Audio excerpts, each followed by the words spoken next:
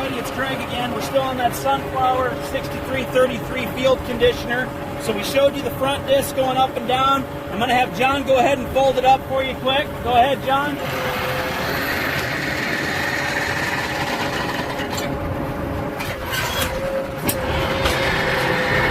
So there's the running gear. Everything's good. Goes up and down the way it should. And it folds up. And again, guys, the hoses are like brand new.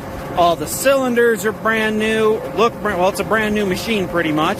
So there's no leaks, nothing on the cylinders.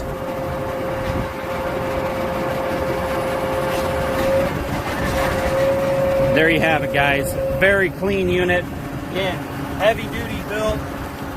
You don't see any marks, bends on the hitches. If you got a little scuff here, a lot of the times, guys, you see these, the tongues bent in places, not this one. Like I said, John owned it. It was taken care of. Again, join us at the open house August 14th. Check out this and all the other great items we're offering you. If you want, join us, have a beer, a burger, and a brat maybe with us.